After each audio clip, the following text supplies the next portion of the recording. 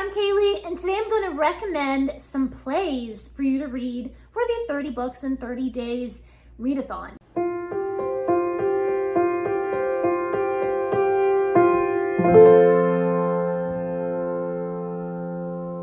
In September, I will be hosting the 30 Books in 30 Days readathon along with my co-hosts, Read a Book Gem and Naomi's Bookshelf.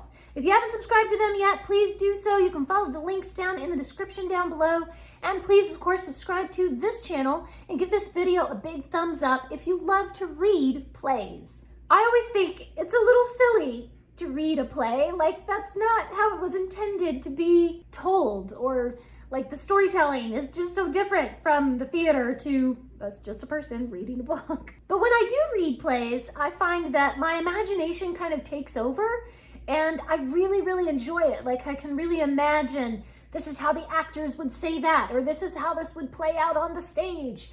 And so I enjoy reading plays. It's not the same as seeing it acted out or watching a movie adaptation of it or something, but still, I think a valid and enjoyable way of consuming a story. Plays also tend to be short, and so that makes them perfect for the 30 Books in 30 Days readathon challenge. So we're gonna get started with the way olden times back in Greek tragedy.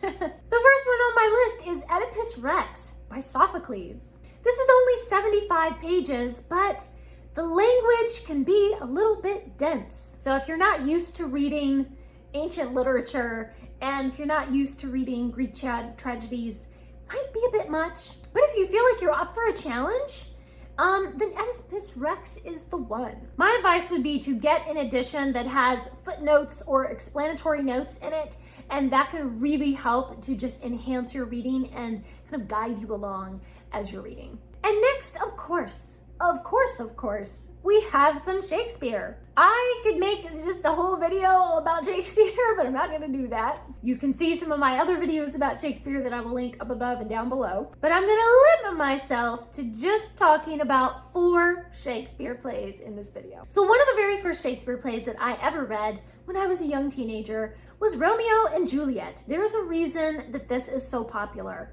I mean, you can make fun of Romeo and Juliet all day long and say, like, they were just a couple of love-struck teenagers, those idiots, you know? And I agree with you, but the writing is just so beautiful in Romeo and Juliet. I will always maintain that that's a good place to start with Shakespeare. My very favorite Shakespearean play, my very, very, very favorite of all time, is Much Ado About Nothing. Much Ado is just so hilarious. It's just so funny, and there's all these great little witty dialogue, one-liners. I love the characters of Beatrice and Benedict. There are just so many things to love about this hilarious play. Just so funny. Midsummer Night's Dream, I always say, is my second favorite. And it is also really hilarious and fantastic and imaginative. When I say fantastic, I mean like fantasy. There is just magic every which way you look. And my favorite historical play is Henry V.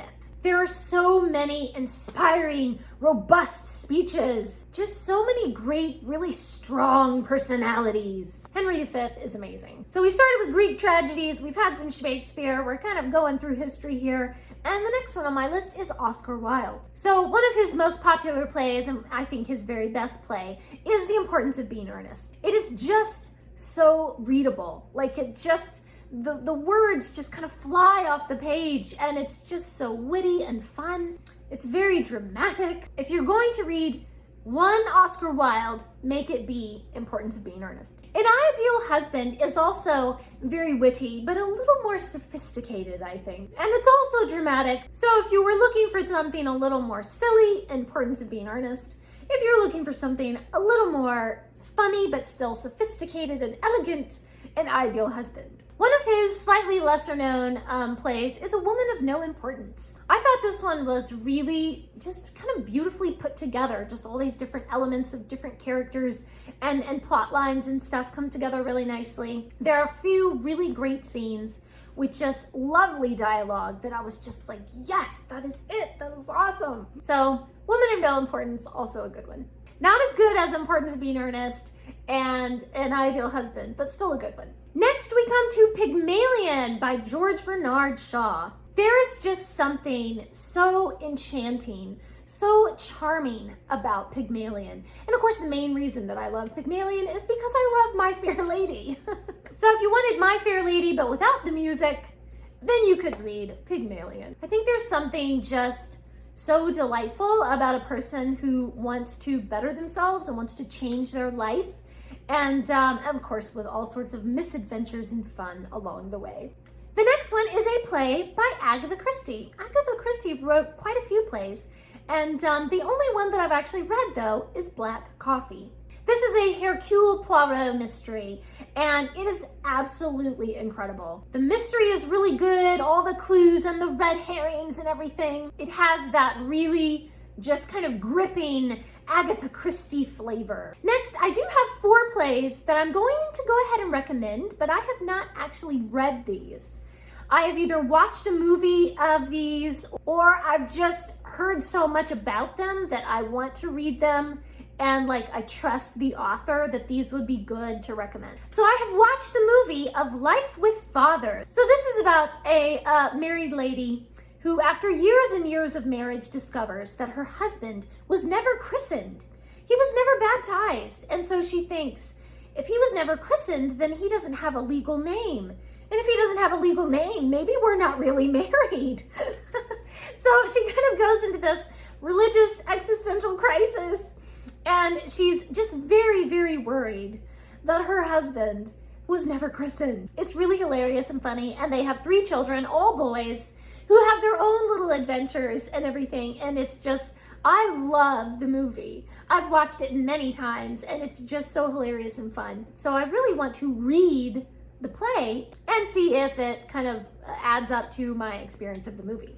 Another one that I've watched the movie is The Women by Claire Booth Luce. Now, I have watched the newer version of the movie, but the one I'm thinking is closer probably to the actual dialogue of the play would be the older black and white The Women. I think this is really witty and just kind of that sharp sort of dialogue. It's a very fun commentary on sort of feminism and human nature and the way that women sort of develop friendships or how they kind of navigate different relationships with other women or with men or whatever. I just think it's hilarious and really fun. But it's also kind of sharp and sarcastic. The next one I have not seen, I have not read, but I feel pretty confident in recommending to you The Mousetrap by Agatha Christie. This is one of the longest running plays in history, and it took COVID to stop it running. So I mean, there's a reason for that. This is obviously an incredible play, and I need to just read it already. So those are some of the plays that I would recommend for people to read for the 30 Books in 30 Days readathon, or just any time that you feel like sitting down